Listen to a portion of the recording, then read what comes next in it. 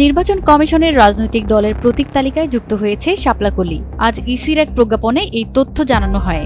৩০ October আজ বৃহস্পতিবার নির্বাচন কমিশনের সিনিয়র সচিব আক্তার আহমেদ এ সংক্রান্ত প্রজ্ঞাপনে সই করেছেন। এর মাধ্যমে আনুষ্ঠানিকভাবে প্রতীকটি ইসির গ্যাজেটে অন্তর্ভুক্ত হলো।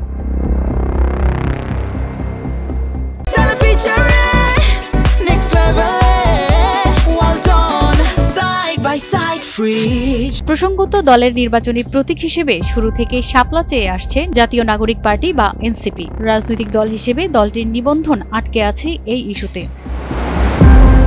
প্রতীক চূড়ান্ত হলে দলটিকে নিবন্ধন সনদ দেয়া হবে, কিন্তু প্রতীক ইস্যুতেই দুটি ভিন্ন অবস্থানে অনড় ছিল এনসিপি ও নির্বাচন কমিশন। শাপলার রাজনৈতিক দলের জন্য তৈরি করা প্রতীকের তালিকাতেই নেই বলে জানায় ইসি। শাপলার বদলে গেজেটকৃত 50টি প্রতীকের থেকে যে কোনো একটিকে বাছাই করতে এনসিপিকে চিঠি দেয় কমিশন। তবে এনসিপি শাপলার দাবিতেই অনড় ছিল। এনসিপির যুগ্ম সদস্য সচিব মিডিয়া সেলের সম্পাদক মুশফিক উস সালেহীন জানান, তারা মাত্রই ইসির প্রতীক তালিকায় শাপলাকলি যুক্ত হওয়ার বিষয়টি জেনেছেন।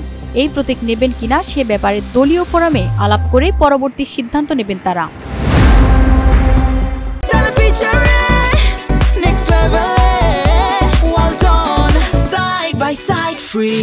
তিনি আরও জানান, কিভাবে তালিকায় প্রতীক যুক্ত করা হচ্ছে এই প্রক্রিয়া সম্পর্কে তারা জানতে চাইবেন ইসির কাছে। প্রতিমা সরকার, এনটিভি অনলাইন।